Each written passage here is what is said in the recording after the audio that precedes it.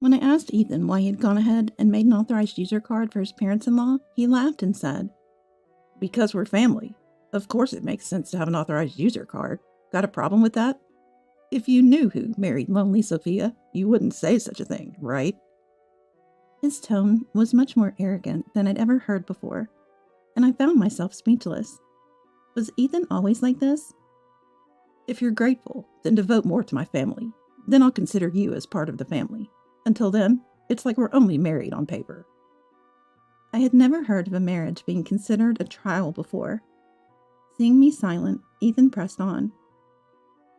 "That means you're not yet a full member of the family. If you don't like it, you're free to leave any time. For now, our family is just the five of us. No place for a useless parasite." Understood. After I canceled all the credit cards and moved out. My name is Sophia, 27 years old, a freelance illustrator. I used to work as a designer at a major advertising agency, but I went independent when I got married 2 years ago, and now I work from home.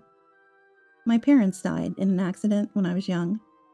I was raised by my grandparents, but I moved back to an apartment close to the city where I lived with my parents when I went to college, and have lived there ever since. I met my husband Ethan at an Italian restaurant where he worked. It was a place with a good atmosphere, reasonable prices, and great food, so my colleagues and I would occasionally stop by. That's when Ethan, a handsome waiter, became a topic of conversation among us.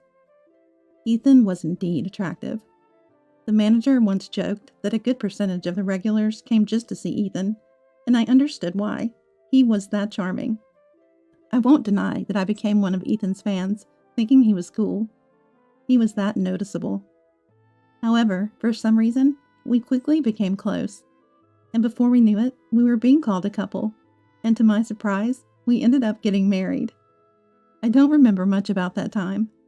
It was like I got drunk, and when I sobered up, the man I now call my husband was beside me. It felt something like that. But even so, I loved Ethan at the time and was happy. When we got married, I quit my job at the company where I had been working as a designer and started working independently. I continued doing the same kind of work, but now on a freelance basis. Ethan worked at the Italian restaurant. His hours varied, sometimes late into the night. It became a bit difficult to keep working as before, and I had been wanting to go independent for a while, so I took the plunge. "I think it's a good idea. It'll be easier on you, Sophia, and it's good to continue doing the work you love." Ethan agreed, and that's how our married life started. Both of us not being fans of flashy events, we skipped a wedding ceremony and had a family meeting instead. Ethan would go to work, and I'd work from home and take care of the house. Our schedules were irregular, but we kept in touch frequently, waiting for each other to come home to eat together. It was a fun and happy daily life. I thought marriage was wonderful. But about a year into our marriage, everything collapsed when Ethan suddenly said, "My family wants to come over. Is that okay?" Of course, I said it was okay. I had only met Ethan's family briefly at the family meeting, so I thought it would be nice to get to know them better. Having lost my parents at a young age, I had always admired Ethan's family.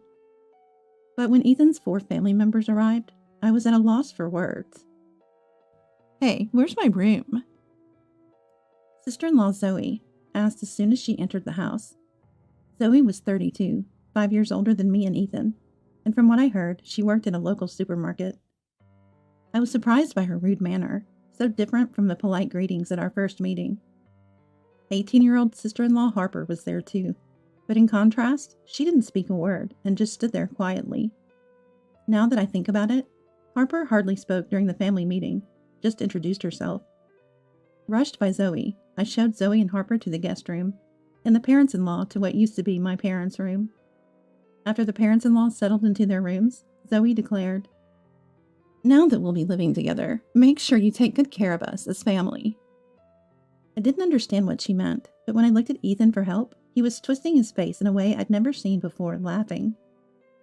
Turns out, the in-laws had given up their house and moved into my apartment. "Sorry about this. Apparently, my parents' home had to be vacated suddenly, and they had nowhere to go."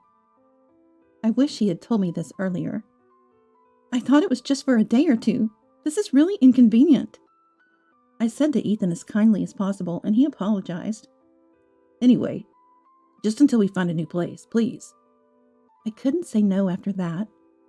It's not like I could turn away people in need, especially when it's the family of someone important to me, without even having a place for them to go. I agreed to live together, albeit reluctantly, after making them promise to look for a place to live as soon as possible. But I would come to regret that decision. Ethan's family showed no restraint. All 4 of them did nothing from the day they moved in, leaving everything to me. There was no sign of them looking for a new place, nor any indication of them working. I asked about their jobs and was surprised again. Oh, I quit that supermarket job. Zoe had said she was working, but it turns out it was only part-time. I had assumed she was a full-time employee because of her age, but she hadn't worked properly since graduating from school. The parents-in-law were also part-timers and had quit their jobs when they moved here. Of course, Harper was unemployed. She had said she was a student preparing for exams, but that was a lie. Why work when we're now part of a wealthy family? It doesn't make sense to commute from here to my old job. And why work when you're rich? Wealthy family? Who could that be? When I asked, I got another surprising answer. It's you, Sophia. You got a lot from your parents' insurance, right? And you don't have a mortgage on this apartment. You can live off that. Zoe said this with a laugh. When I protested to Ethan upon his return, he raised his voice in displeasure more than I'd ever seen. Everyone's tired from having to suddenly leave their home. Let them rest for a while. Or do you want to coldly kick out my family? Stunned, I froze, and then Ethan softened his tone. Sorry for yelling. I'm just as troubled, and I'm tired from work today. Understand?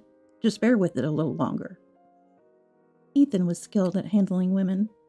Looking back, he had always managed to control women by alternating between harshness and kindness. But at that time, I didn't understand, and reluctantly agreed to endure it a little longer. And the tyranny of the family in-laws only got worse. They treated me like a housekeeper when at home, and demanded money when they wanted to go out. How can we look for jobs without even $1? It's okay, but if we don't find jobs, we'll just have to live here forever. I reluctantly gave them a little money, but they would return having spent it all, likely never having looked for jobs. But if I mentioned that without proof, I would be accused of lying and harassed for hours by the entire family in-laws. Talking to Ethan when he returned did not solve anything.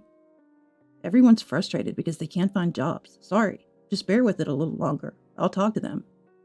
That's how he would pacify the situation.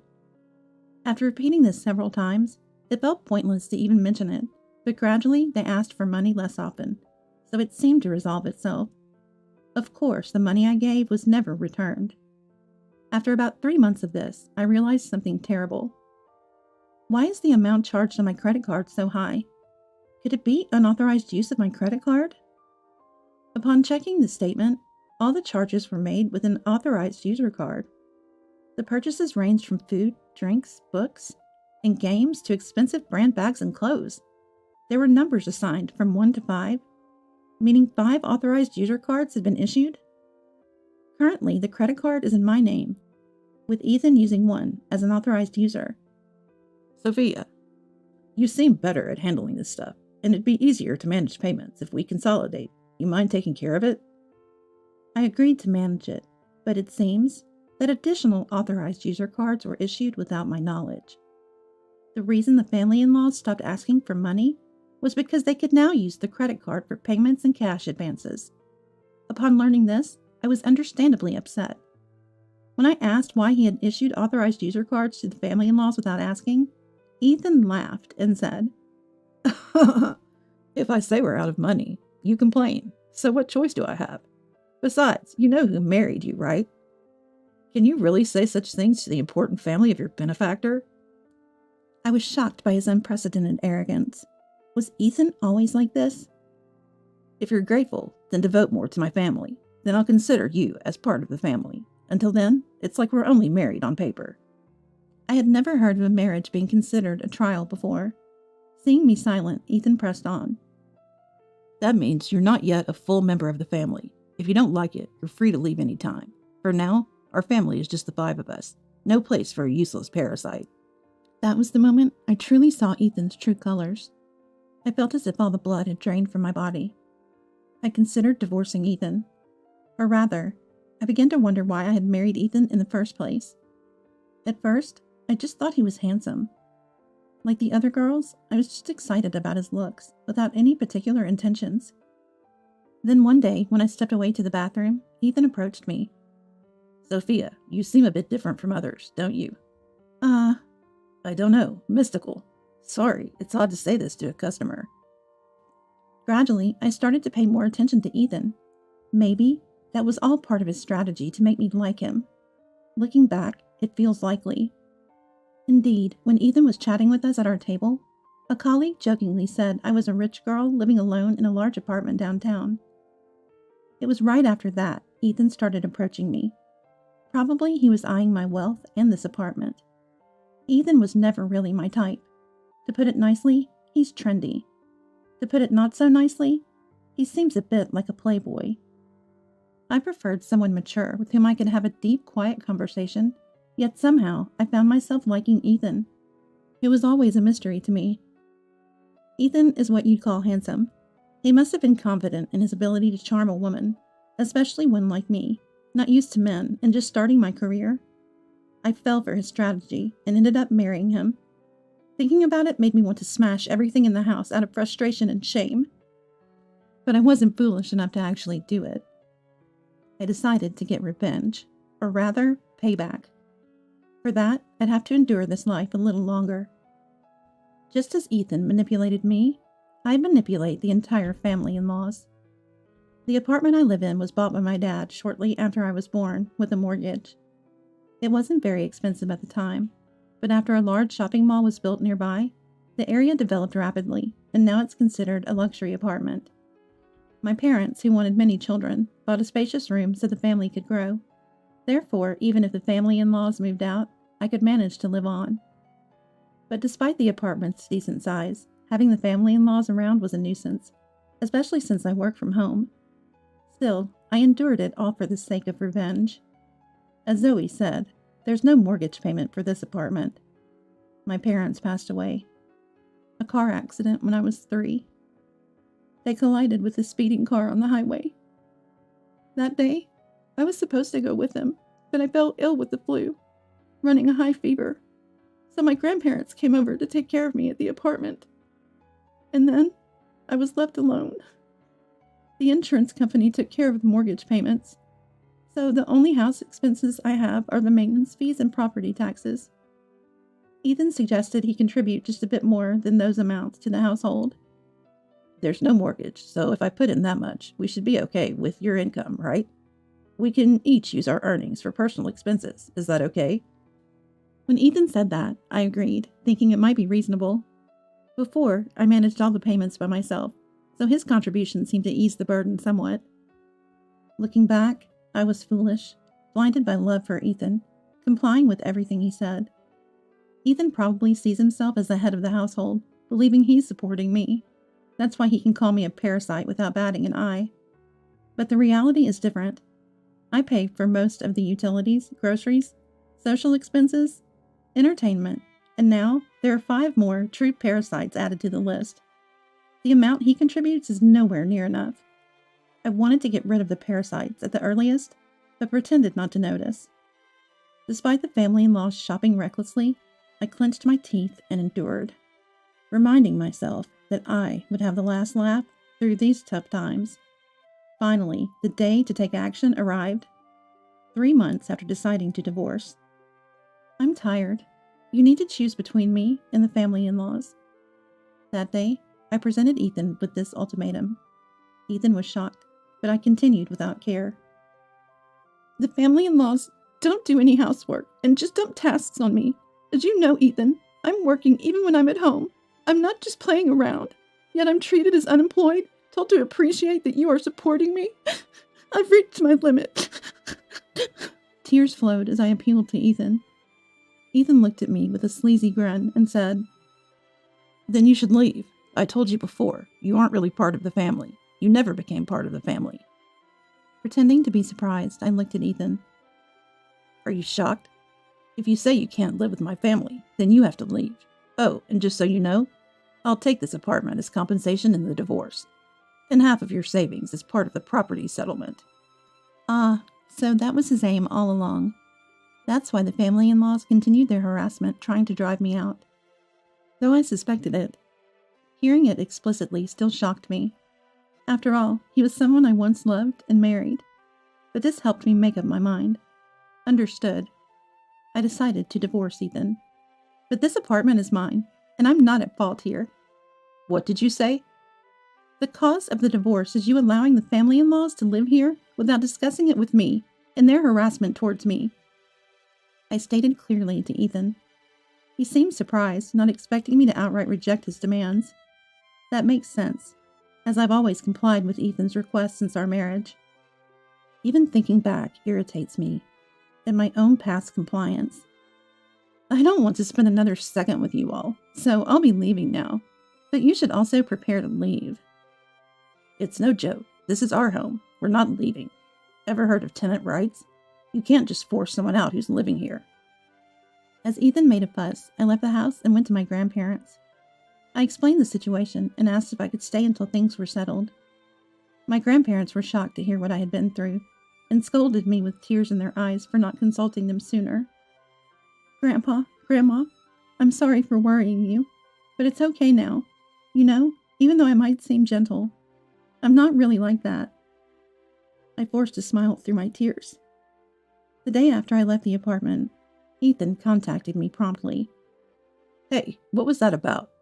What do you mean? The documents from the lawyer. I was impressed by how quickly the lawyer had acted. I had arranged for the divorce proceedings through a lawyer who, knowing I was leaving the house yesterday, had arranged for the documents to be delivered today. I'm not going to pay any alimony, and I'm definitely not leaving the apartment. Legally, Ethan, you have an obligation to pay, and you have no right to continue living in that apartment. What are you talking about? The apartment is mine too, since we're married. If you insist, pay me half the money to buy me out. His claim made no sense. Talking this way won't resolve anything. Please communicate through the lawyer from now on. I hung up, not willing to discuss any further. Expecting another call tomorrow, but I had no desire to talk today. Sure enough, he called again the next morning. Hey, what's the meaning of this? The same line as yesterday. What do you mean? My credit card's been canceled. What did you do? I canceled it. That credit card was mine, and you were just an authorized user, remember? Yes, I had switched all contracts to another credit card and canceled the old one before leaving.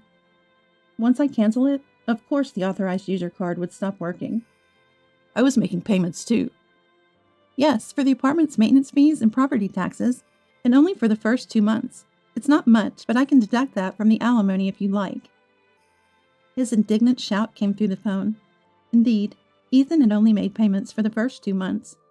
He had made various excuses and stopped paying, forgetting he had made those payments, showcasing his poor memory. But that no longer mattered to me. People I'm cutting ties with, no matter their memory capacity, no longer concern me. So you'll need to pay half of all the living expenses I've covered. I've kept a detailed household ledger, which I'll submit as evidence. Then divide the savings fairly too. It's marital property. Sure, I understand. We'll divide it fairly.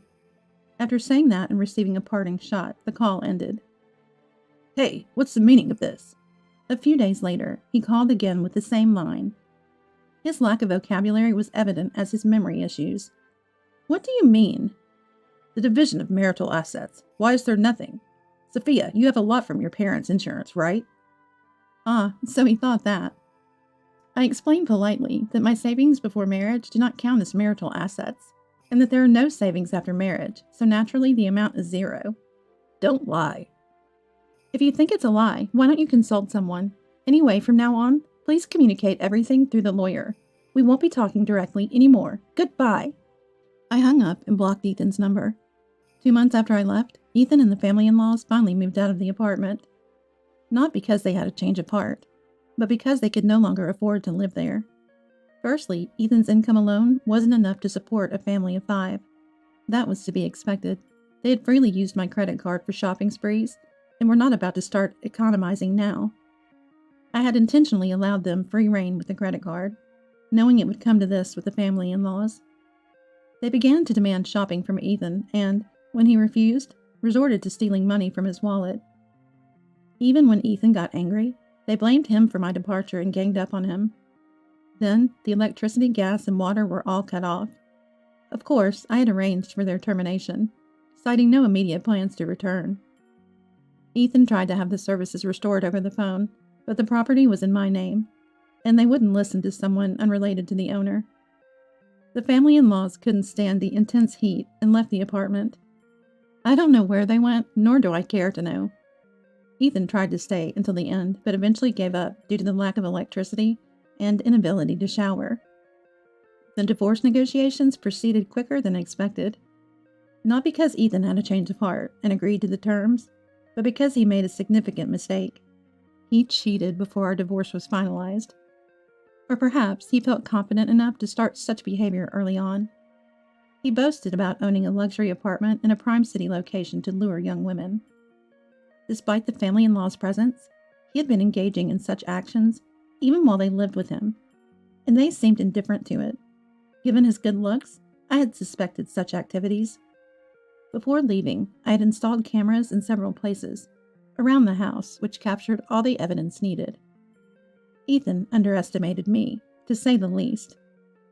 I demanded a significant sum as compensation in the divorce for his bringing the family-in-laws into our home without my permission, making me pay for the authorized user card they used, driving me out, and cheating.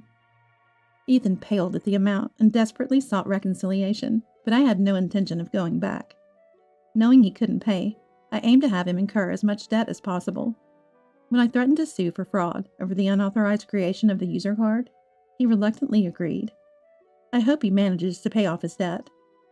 The divorce is finalized, and I'm still staying with my grandparents. I haven't decided what to do with the apartment yet. I might even sell it. Although it was a precious gift from my parents, with no memories of them, and after everything that's happened, I think they would understand if I let it go. My work as an illustrator is slowly picking up. Well, I might live alone again. It's a good era to work remotely from my grandparents' home. I'll indulge in their care a little longer before taking a firm step forward. This time, I hope not to be deceived by a man's looks and find a partner with whom I can share my life.